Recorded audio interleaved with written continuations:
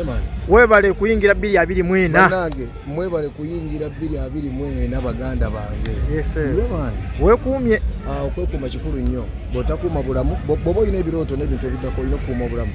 bw'oba tolina bigendererwa mu nsi tolina kyotya tolina gwotya tomanyi ne mukama gyali then gwe obulamu oba tokola ki tobutegeera naye obulamu tubukipinze mu katonda maanyi. Festive season abayimbi ab'amaanyi mufuna ebivulu bingi olina ekivulu kyotayimbyeko weetonde ng'obudde bukyali okugjako enkuba gye yatonye nga nabo bakirabye nti ekoze eki etonye yeweeyo kati ngene emabamba kati nga okitegeera ebifo ebimu eyo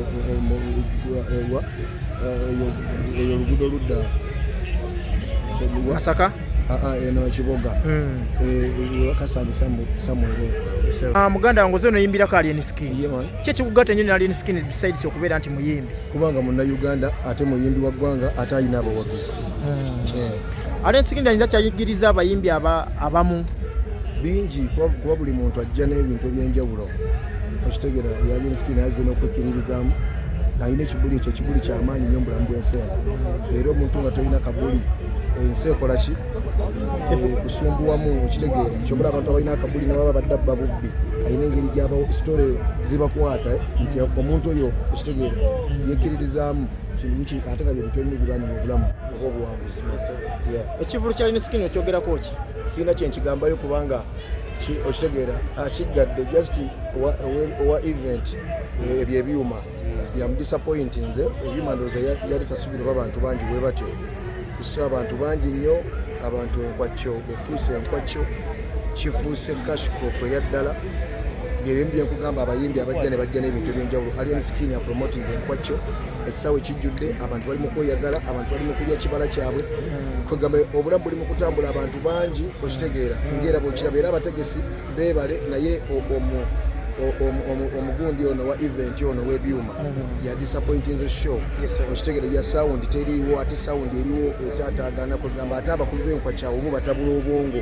omuli w'enkwakyawo oba omusumba obwongo naye nga kyonna kye kiri mwebale kuyingira 224 omwaka si gwa nsunsu oba ogwo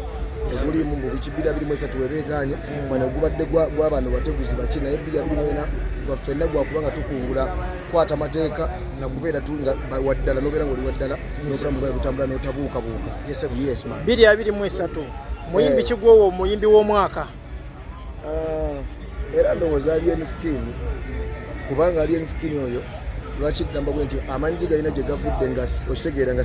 najja nayitinga ne ground avuddeyo ku TikTok ogwo omukutu okitegeera najja nakuba ne ground nafukamidwa ground akoze byakoze okitegeera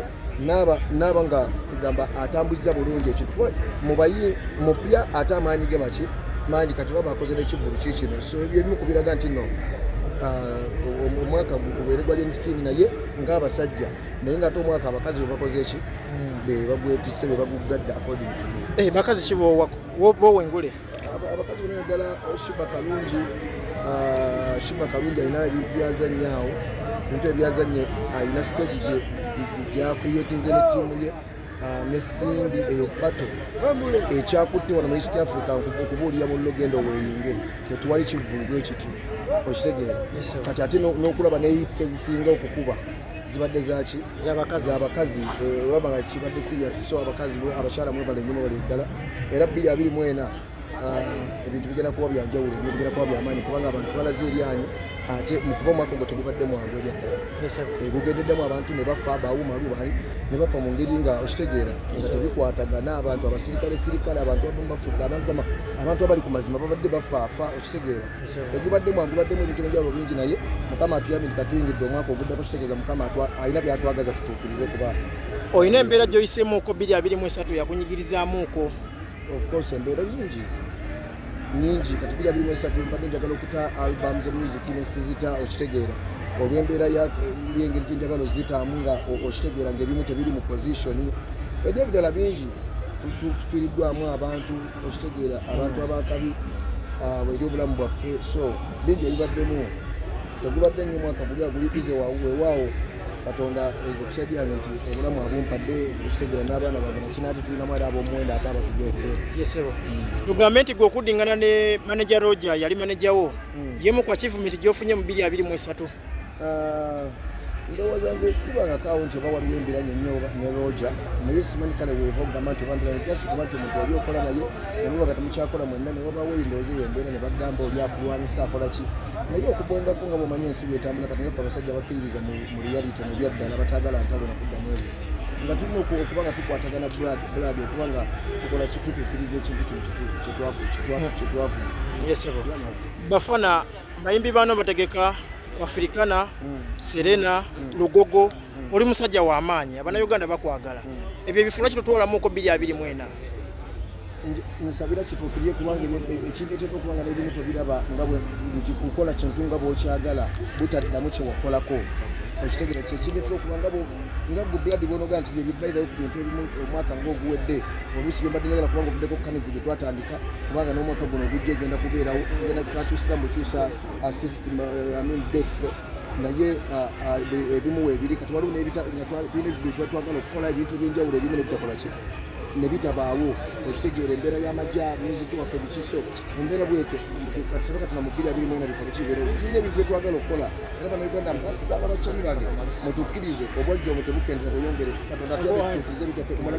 mulabe ku bintu byetwagala okukola twagala kukyusaamu system actually tetwataka tugikyusa owulya ne music waffe bwatambula naye twagala mutwala live twagala kukola ebintu ebyeddala nga nawe olaba birepresentinga system y'ebyokuyimba so katusobola katuna 2024 bituukirizibwe Uncle Bafana Munnayuganda ayinza okuba nti oba oliawo akufollowinga n'atakufollowinga waliwo award gye wawangudde era nkiraba trendinga nnyo ku social media especially on Facebook and Twitter tutangaza ku Munnayuganda award ki eyo yagudde mu nsi omwaka guno kyekyo kyegamba nti yina ebirungi bye tufunyemu wadde n'ebibiwa ebirira ebirungi badde bingi era kati nze waliwo award ze bayita zikomo awards zisinziira Zambia zatuwadde engule ya Afro Chat Artist of the Year 2023 okitegeera so kategori yabaddemu abayimbi ab'enjawulo abava mu nsi ez'enjawulo nga mu kategori mwabaddemu nze Bafana ava Uganda n'abava mu South Africa, Nigeria, world yonna okitegeera Rwanda so award eno tugibatwalako abasinga okukola Afro Chat dancehall music okitegeera ati yaso ebimbi tuli mu club nga n'okulwana okulaba nga tushuutinga wali kubanga abantu tulina abakyali baffe bakitegeera dda nti abo bakuba tulina we twagala okushuutinga so just tuwagizibwa abantu tukwatagana nga naffe tuwagira abantu kale tweyanziza